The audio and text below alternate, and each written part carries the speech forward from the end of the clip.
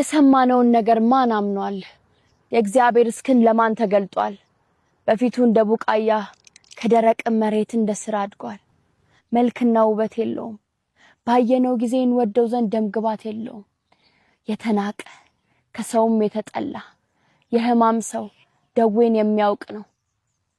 ሰውን ፊቱን እንደሚሰውርበት የተናቀ ነው፣ እኛም አላከበርነውም።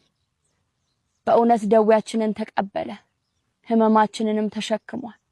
እኛ ግን እንደተመታ በእግዚአብሔር እንደተቀሰፈ እንደተቸገረም ቆጠርነው። እርሱ ግን ስለመተላለፋችን ቆሰለ፣ ስለ በደላችንም ደቀቀ።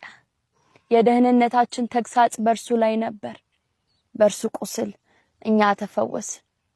እኛ ሁላችን እንደ በጎች ተቅበዝብዘን ጠፋን፣ ከእኛ አንዳንዶች ወደ ገዛ መንገዳቸው አዘነበሉ። እግዚአብሔር የሁላችንንም በደል በእርሱ ላይ አኖረ። ተጨነቀ፣ ተሰቃየ፣ አፉንም አልከፈተም። ለመታረድ እንደሚነዳ ጠቦት በሸላቾቹ ፊት ዝም እንደሚል በግ አፉን አልከፈተም። በማስጨነቅና በፍርድ ተወሰደ።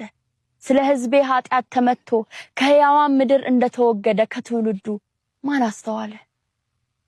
መቃብሩን ከክፎች ጋር አደረጉ፣ ከባለጠጎችም ጋር በሞቱ።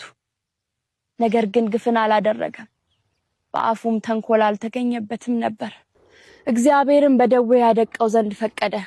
ነፍሱን ስለ ኃጢአት መስዋዕት ካደረገ በኋላ ዘሩን ያያል፣ እድሜውም ይረዝማል። የእግዚአብሔርም ፈቃድ በእጁ ይከናወናል። ከነፍሱ ድካም ብርሃን ያያል፣ ደስም ይለዋል። ጻድቅ ባሪያዬ በእውቀቱ ብዙ ሰዎችን ያጸድቃል፣ ኃጢአታቸውንም ይሸከማል። ስለዚህ እርሱ ብዙዎችን ይወርሳል፣ ከኃያላንም ጋር ምርኮን ይከፋፈላል። ነፍሱን ለሞት አሳልፎ ሰጥቷልና ከአመፀኞችም ጋር ተቆጥሯልና።